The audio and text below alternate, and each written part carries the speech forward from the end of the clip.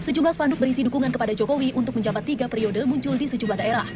Akan ditawarkan pasal baru yang kemudian memberikan hak presiden itu bisa dipilih 3 kali. 3 periode, bahkan kalau perlu 4 periode. Ya. Kenapa kurang hanya 2 periode? Tidak ada stabilitas di dalam kepemimpinan.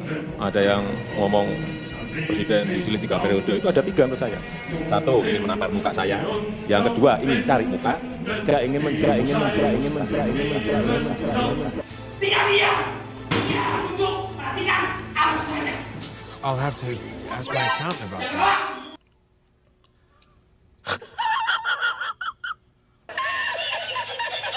Halo semua, balik lagi di channel ini. Rame-rame pemerintah sekarang gemar-gembor tentang 3 periode, dan ini diprotes oleh masyarakat, terutama mahasiswa yang ada di Indonesia. Kenapa sih 3 periode ini bisa jadi rame? Sebelum ke sana, gue cuma mau bahas gimana pemerintah yang 3 periode itu sebelumnya ya malah ancur-ancuran, dari mulai Presiden Soekarno, Soeharto, bahkan banyak sekali diktator-diktator Arab yang akhirnya dikudeta oleh masyarakatnya karena mereka melakukan periode yang terlalu panjang gitu. Paling menurut gue yang agak mending ya periodenya itu yang panjang itu cuma Putin doang sama Kim Jong Un kali, karena emang banyak doktrin kali ya Kim Jong Un, dia dianggap Tuhan sama masyarakatnya. Nah, 3 periode ini sebenarnya diramein dulu tuh sama politisi, adalah namanya itu, kalau gue disebutin takutnya.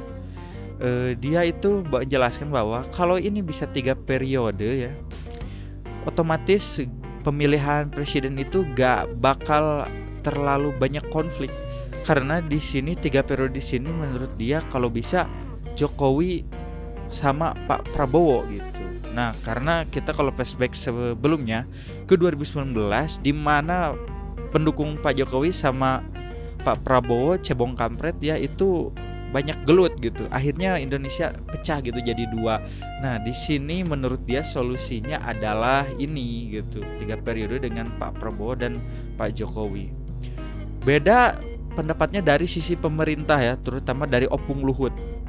Menurut dia ada big data ya yang mendukung tentang statement ini. Nah, big data ini sih maksudnya apa gitu? Apakah ini bentuknya data statistik, ataukah ini bentuknya cuma opini, atau justru hanya data dari internet? Karena emang gak ada kejelasan dari sini ya, karena big data sendiri dan definisinya itu berbeda dengan apa yang dijelaskan sama Opung Luhut gitu. Ini kalau dibahas lagi tentang big data ini harus panjang lagi karena ada statistika dan lain-lainnya gitu, pengumpulan data. Tapi nantilah gue bahas gitu biar lebih pada paham. Nah, di sini juga akhirnya kelihatan lah ini bisa disebut tentang tarik ulur isu gitu, atau bahkan Rocky Gerung menjelaskan bahwa ini tuh udah hampir mendekati final gitu tentang 3 periode ini. Kenapa sih 3 periode ini tuh emang jadi menakutkan di Indonesia? Nah, tadi ya balik lagi ke awal tentang flashback masa lalu Indonesia. Mungkin yang lebih diketahui sama masyarakat sekarang, terutama para opung-opung kita ya, para uwa-uwa kita, itu tahun 98 dimana ya krisis ekonomi dan juga krisis politik dan sosial itu terjadi. Sebenarnya kan kalau kita lihat dari sejarahnya, Pak Soeharto ini sangat bagus gitu di awal pemerintahannya, di mana dia menggeser ya kedudukan bung besar ya Pak Soekarno, karena dianggap terlalu diktator, otoriter, dan sudah tidak bisa lagi mendengar aspirasi-aspirasi dan dari lawan politiknya gitu. Bahkan Sultan Syahrir, Muhammad Hatta itu ada yang dieksekusi, ada yang jadi tahanan rumah gitu. Padahal itu bekas Perdana Menteri dia, bekas Wakil Presiden dia gitu, dan beberapa teman-teman politik dia gitu. Dan juga di sini Pak Soekarno malah justru condong lebih ke sisi kiri gitu dengan nasakomnya gitu dan kedekatannya dengan PKI. Akhirnya di sini Ya meskipun dengan pro kontra ya PKI dibubarin, tapi di sini bagusnya Pak Soeharto itu akhirnya dia terbuka dengan investasi luar gitu. Akhirnya mendorong ekonomi Indonesia membaik, terus bekerja sama dengan IMF gitu yang dulu kayaknya nggak sengaco tahun 98. Terus akhirnya hutang-hutang Indonesia yang bahkan inflasi sampai kalau nggak salah 600% ya pada zaman Pak Soekarno itu udah dikembalikan lagi. Terus programnya itu kalau mungkin beberapa orang tua itu taunya tentang program P4 gitu, dulu diajarin di sekolah tuh. Nah, terus juga ini ya. Jadi stabilitas ekonomi sosial juga itu secara nggak langsung harus dijaga kestabilannya gitu. Dan akhirnya berfokus kepada ekonomi dan pemerataan. Jadi kayak tri apa gitu. Tritunggal atau apa gitu zaman pemerintahan Soeharto itu. Jadi ekonomi ya, kestabilitasan dan juga pemerataan. Nah, tapi yang jadi bumerangnya itu karena pemerataan ini nggak maksimal gitu. Akhirnya kan hanya sekedar ekonomi dan juga kestabilan politik dan sosial gitu.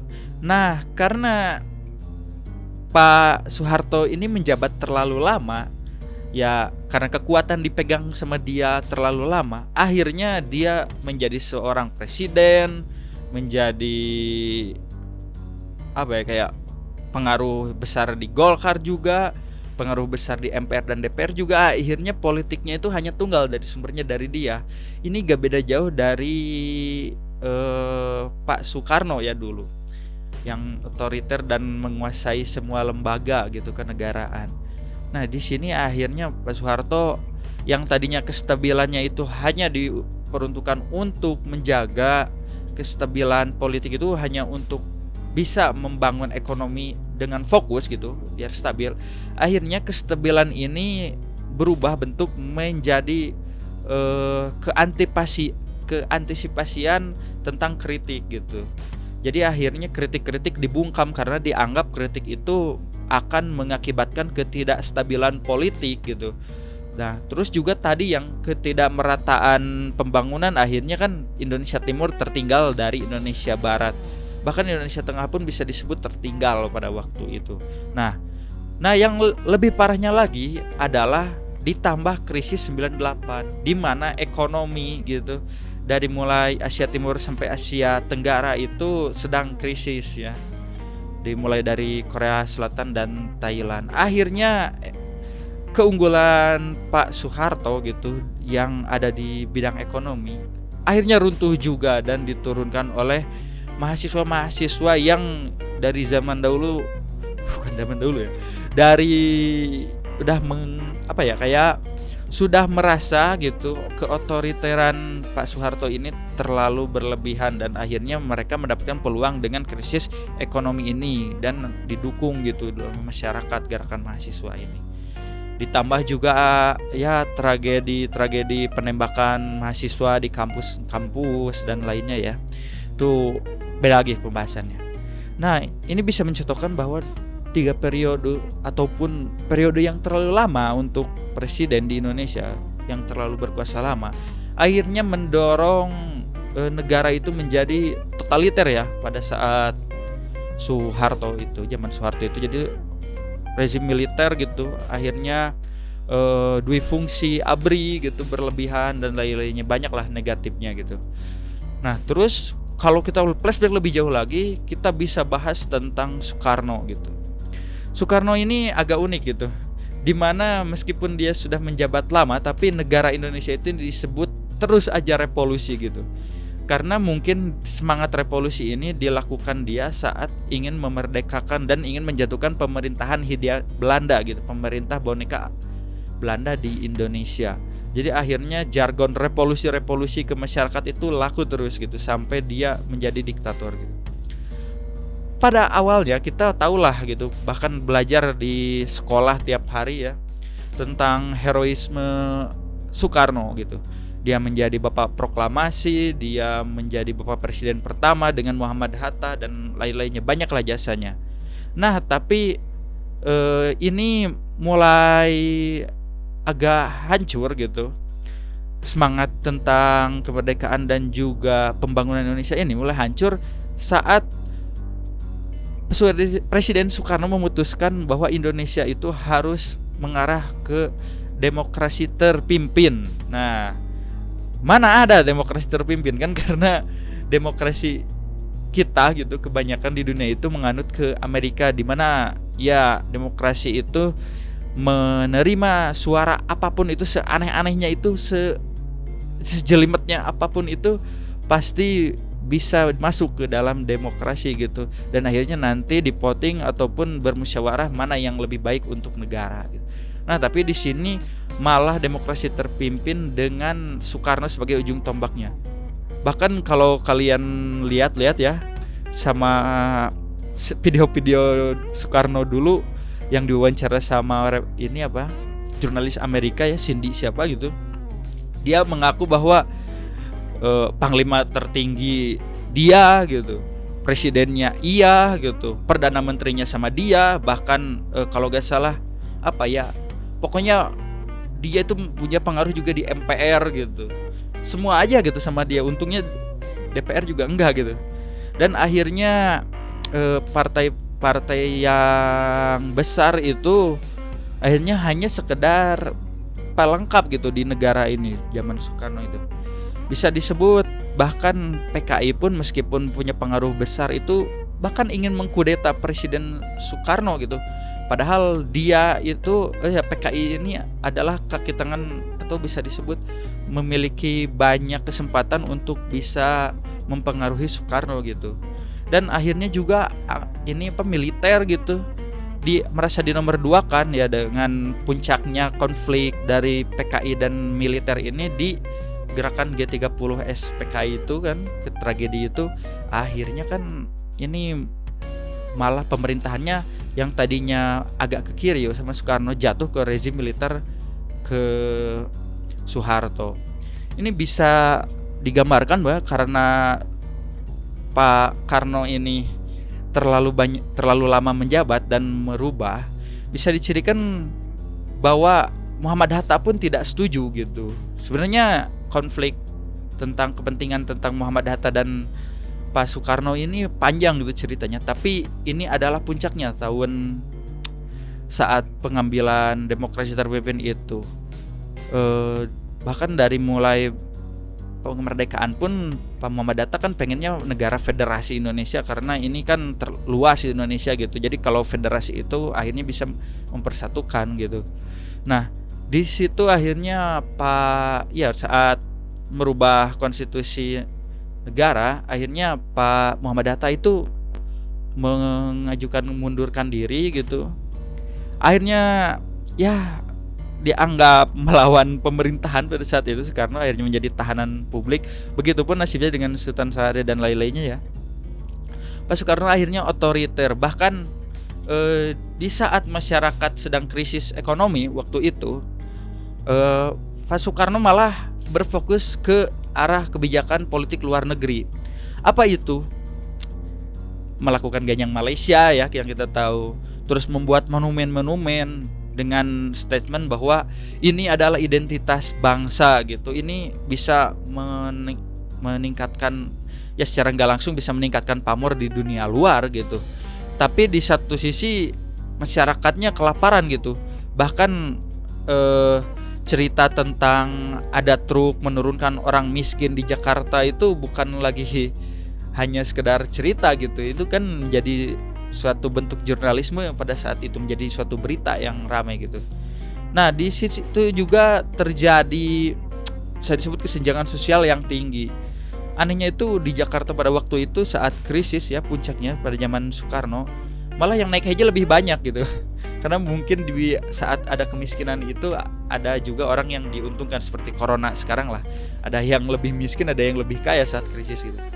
Nah, akhirnya kan inflasi dan sebagainya, ditambah politik juga udah nggak stabil. Dia pemerintahan Soekarno di demo sama mahasiswa, terus akhirnya sama intelnya itu sama pas Pampres kalau sekarang ya.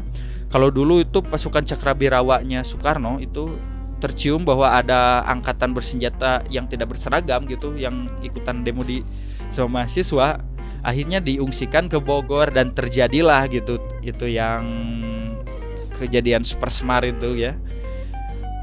Nah, itu sangat ironis sebenarnya ya. Gimana Bung Besar bisa dikudeta dengan gerakan politik di militer gitu. Meskipun sebenarnya Soekarno mendukung gitu gerakan super smart itu karena dianggap bahwa dia bisa gitu berkuasa kembali setelah memberikan kuasa kepada Presiden Soeharto. Ternyata ya MPR, masyarakat dan politik di militer pun setuju lebih ke Soeharto karena mungkin di sana Pak Soeharto mendapatkan panggung besar lah. Mungkin gini lah kayak minyak goreng mahal gitu kalau sekarang di demo lah itu Pak Presiden. Terus sekarang jenderalnya Pak Gatot Nurmantio contohnya. Pak Gatot udah sekarang kuasain negara sama Bapak gitu. Ayo selamatin masyarakat. Ini harga-harga mafia-mafia ini aja tangkep-tangkepin. Nah setelah itu akhirnya Pak Gatot Nurmantio dapat gitu empati dari masyarakat tuh. Yang akhirnya ya udahlah presidennya juga udah gak sanggup kemarin krisis minyak mahal, udah Pak Gatot aja. Nah kayak gitu contohnya kalau di zaman sekarang gitu. Cuma ini lebih klasik lah gambarnya. Mungkin kalau dibikin film dulu tuh hitam putih, ada hitam putihnya gitu, ada apa warnanya itu agak ada bintik-bintik putih-putih gitu lah, glitch gitu kalau dulu filmnya. Kayak film ini aja G30 SPKI aja gitu zaman dulu.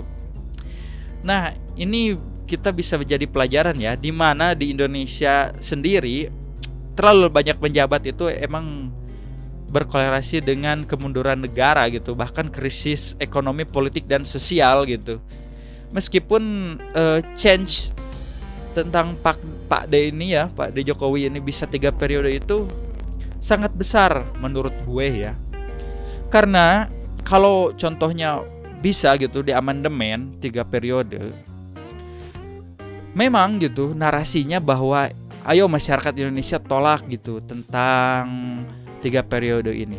Tapi karena di Indonesia budaya feodalisme sangat tinggi ya, bisa disebut kolot gitu, bahkan masyarakat di bawah gitu akan menganggap presiden itu meskipun itu kinerjanya jelek, baik atau apapun itu, menganggap presiden itu baik gitu, lebih baik gitu, bahkan seperti raja gitu.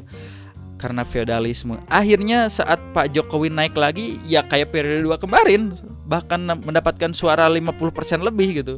Akhirnya 3 periode ini terjadi. Karena apa? Karena meskipun di di kota-kota besar banyak menggaungkan jangan 3 periode, tapi masyarakat di bawah itu pasti masih lebih banyak mendukung Pak Jokowi. Karena ini terbukti dari riset-riset sebelumnya ya, elektabilitas Pak Jokowi masih di atas 50% gitu. Nah ini jadi untuk kita masyarakat yang ada di bisa disebut di perkotaan ataupun di kampung tapi mendapatkan privilege tentang pemahaman bahwa 3 periode ini sangat jelek untuk Indonesia, mari kita dukung gitu. Jangan gerakan mahasiswa jangan sampai terjadilah 3 periode ini. Sebenarnya amandemen konstitusi itu sangat biasa gitu, sangat bisa untuk bisa dirubah.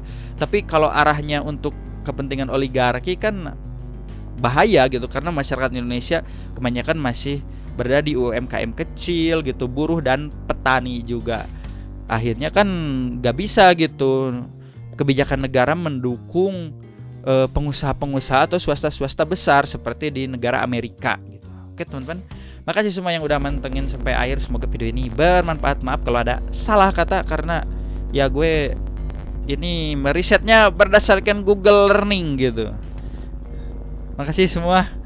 Kasih like, comment, subscribe atau apapun itu jejak biar jadi traffic ya di video ini, biar nyebar banyak orang-orang yang biar paham gitu tentang suasana ataupun prediksi ya yang belajar dari sejarah. Seperti kata Presiden Soekarno aja, jas merah gitu. Jangan lupakan sejarah gitu. Oke, makasih semua. Bye bye.